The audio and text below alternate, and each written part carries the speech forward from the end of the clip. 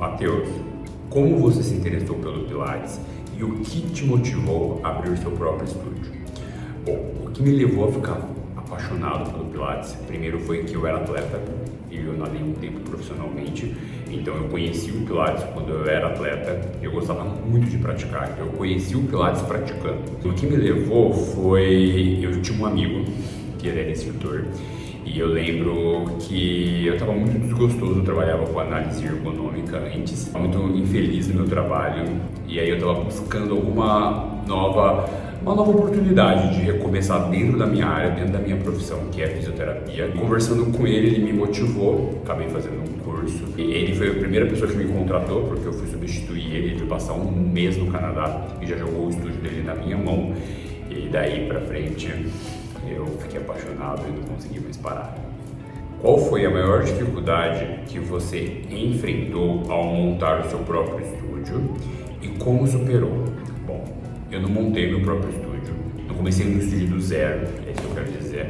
Eu era funcionário do Espaço Vila Pilates e eu tinha duas chefes, a Flávia e a Luciana, e coincidentemente elas engravidaram as duas juntas.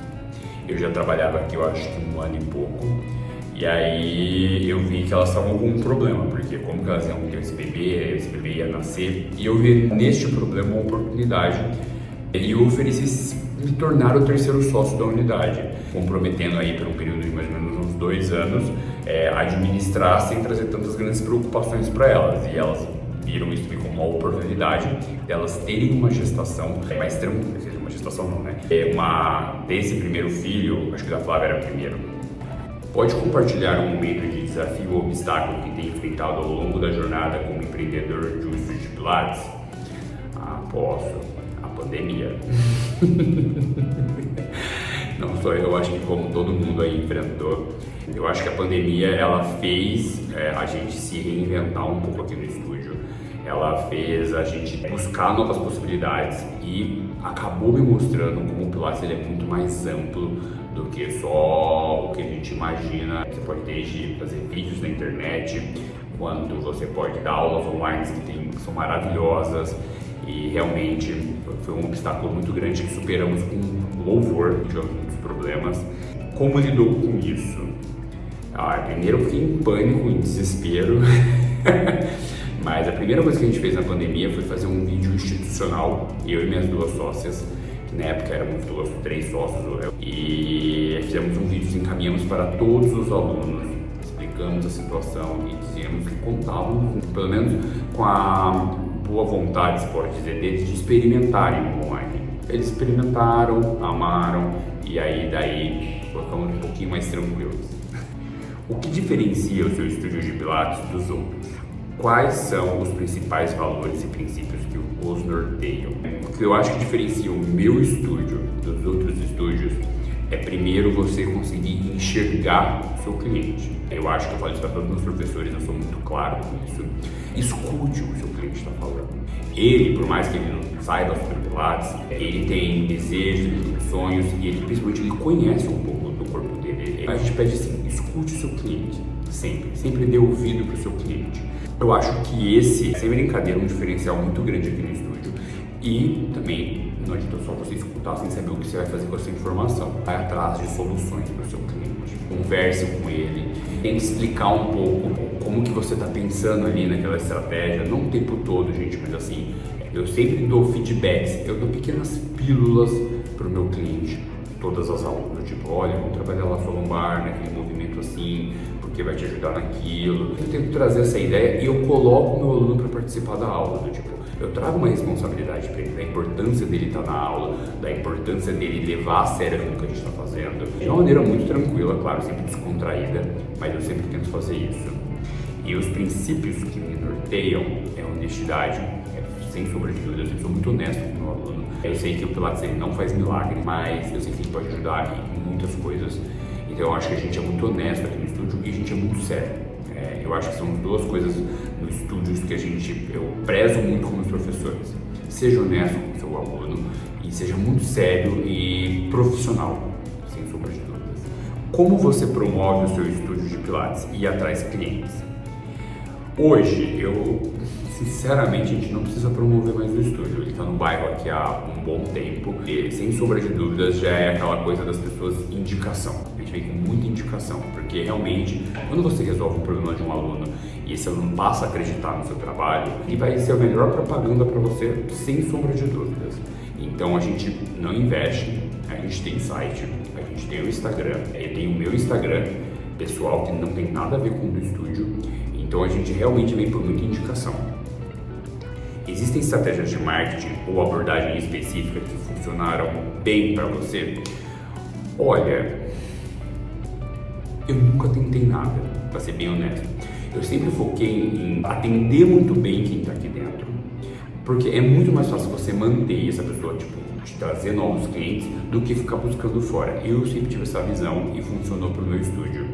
Então eu acho que a melhor estratégia de marketing que eu uso é o próprio marketing dentro do estúdio com meus alunos. Eles são as minhas maiores propagandas.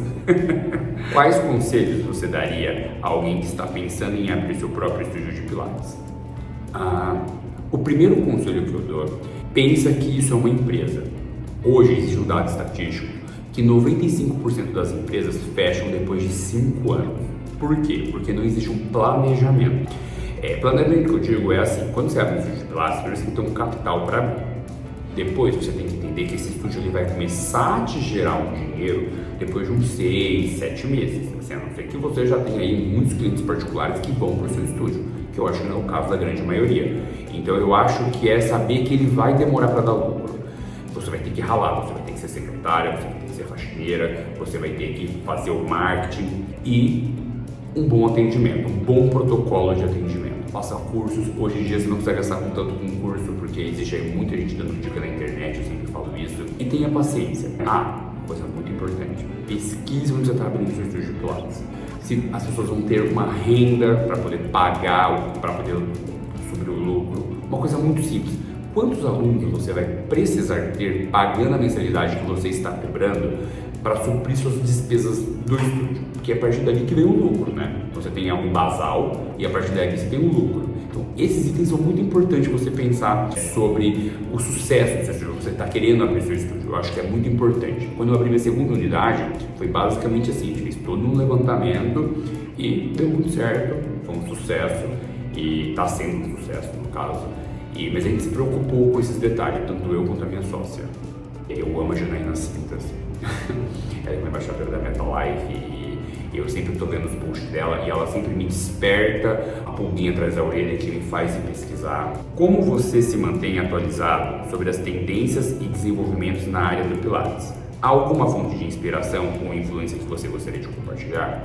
Eu me mantenho atualizado, sempre indo em congressos, cursos. Eu acho que isso torna você mais próximo das pessoas que você admira. E sim, eu tenho várias fontes de inspiração. Tem a Maria Lina, eu já fiz vários cursos dela e eu sempre que eu vou em congresso e ela vai palestrar, eu assisto porque é sempre um show, ela dá um show e eu adoro ela.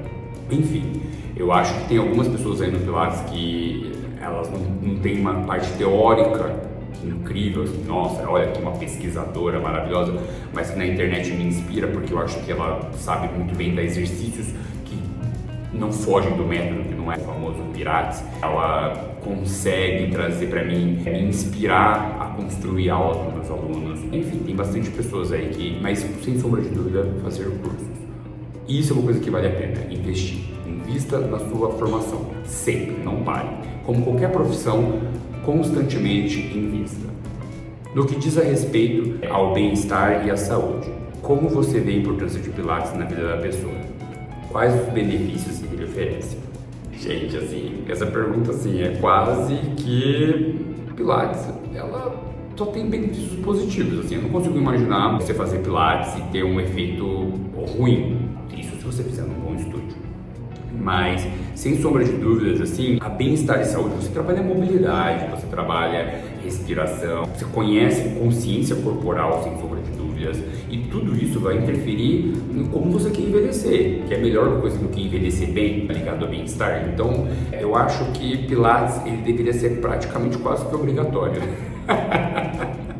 Gente, mas eu acho, tá? Eu falo sério. Você poderia compartilhar uma história inspiradora de um cliente que tenha alcançado resultados significativos por meio do Pilates no seu estúdio? Nossa, eu acho que eu poderia compartilhar, sim, muita coisa, gente. Assim, gente que chegou aqui travado, na beira da cirurgia, e a gente reabilitar essa pessoa de uma maneira dentro do que é possível, ela não ter que operar e tá com a gente já há 6, 7 anos. Já vi histórias de pessoas que chegaram aqui sem andar, tipo, sem força muscular, cadeirante não porque por uma paraplegia, ou mesmo de fraqueza muscular, e a gente reabilita essa pessoa. Capacidade pulmonar, gente com doenças que limitam um pouquinho aí a sua respiração e melhorar essa parte respiratória. Postura, não preciso nem dizer. Uma aluna, gente, que é muito engraçada, ela ganhou 2 centímetros. E ela é baixinha, então ela realmente, os 2 centímetros fez muita diferença para ela. Então assim, eu tenho inúmeras histórias.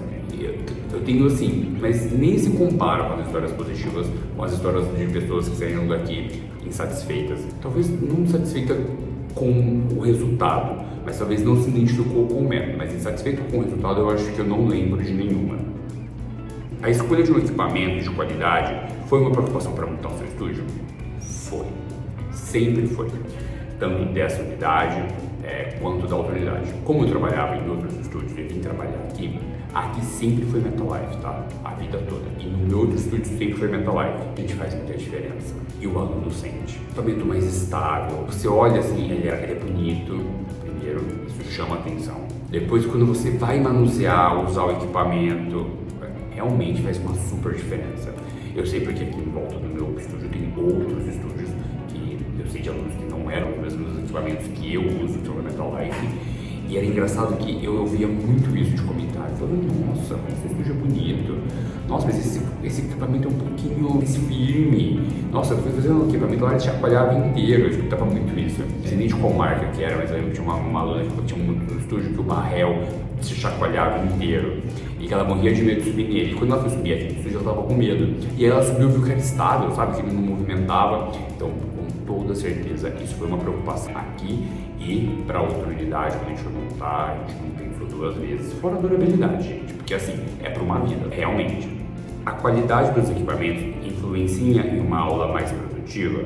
Quais benefícios você acha que traz? Gente, lógico, você tem mais segurança de colocar um aluno em pé no equipamento, o equipamento, na hora de fazer o movimento, ele não trava, ele não treme, realmente faz muita diferença. E os benefícios são que você vai ter muito mais tranquilidade para trazer sua aula, você vai ter muito mais segurança, você vai passar essa segurança. E um aluno de Pilates, quando ele vem para o seu estúdio, normalmente ele vem um pouco inseguro, então acho que a segurança que você passa, tendo um bom equipamento, sem sombra de dúvida, faz toda a diferença para o seu estúdio, para a sua aula, para a sua vida profissional. Então sim, faz muita diferença.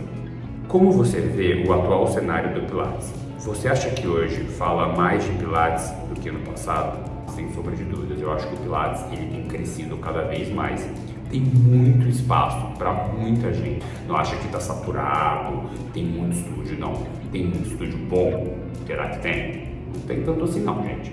Então assim, tem muito espaço para pessoas que querem se tornarem, fazer isso que eu estou fazendo, tipo, passar informação, tem muito espaço para todo mundo, porque o Pilates só está crescendo. Mesmo assim, eu vejo no meu estúdio que a procura sempre aumenta. E você vê sempre assim, as notícias trabalhando mais, empresas investindo mais. Então eu acho que o cenário do Pilates está muito bom. E o cenário vai melhorar mais ainda ao longo do tempo, até porque a população está envelhecendo. As pessoas estão se preocupando nessa vida pós-pandemia.